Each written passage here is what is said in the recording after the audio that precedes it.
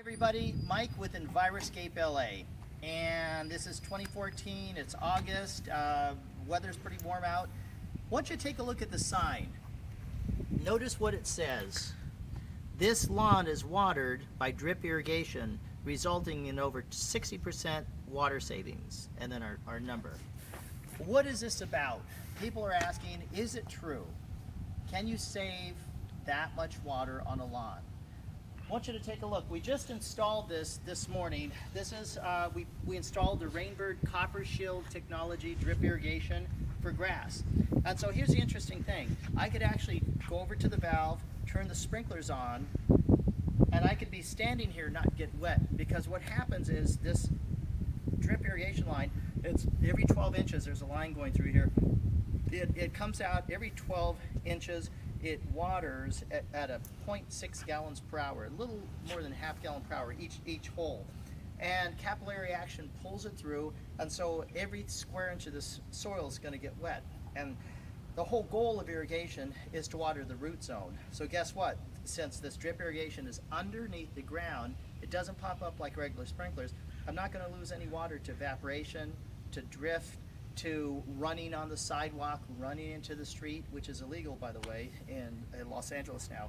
So this lawn is going to be in complete compliance with the law. Well, here's a question that's been coming up as people have been walking by as we're installing this drip irrigation system, and then especially when people saw us installing sod, lawn, grass. This happens to be marathon sod. Question comes up, why? Because the city of LA is paying residents $3 a square foot to tear this out and put native plants. Why would you plant lawn? Well, a few reasons why. I'm going to discuss that right now. Number one, if you have kids, can you imagine your kids playing on native plants, prickly cactus?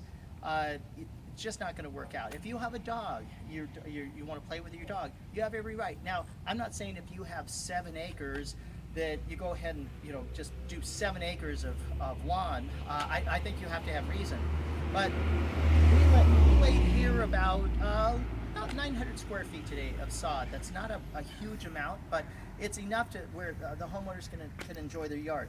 Now, you consider native plants. If you compare native plants with the global, let's consider global warming, greenhouse gas emissions.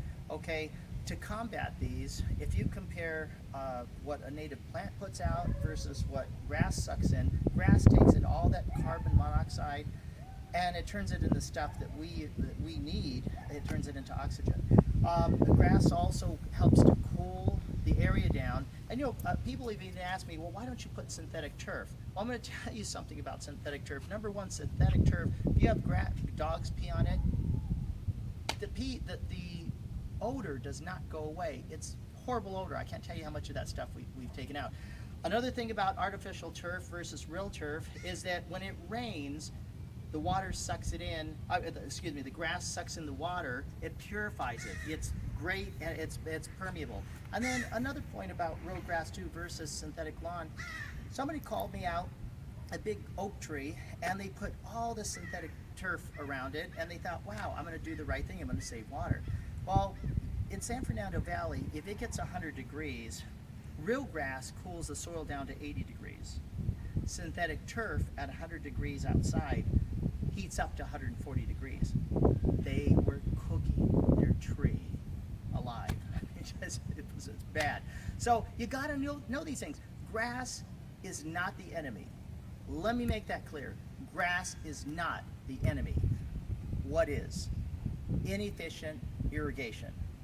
When you have sprinklers, in fact, you can go almost any given day in the city of Los Angeles and the counties, and you look at the curves, and you're going to see these little lakes that are running down the street, and they're going into the sewer.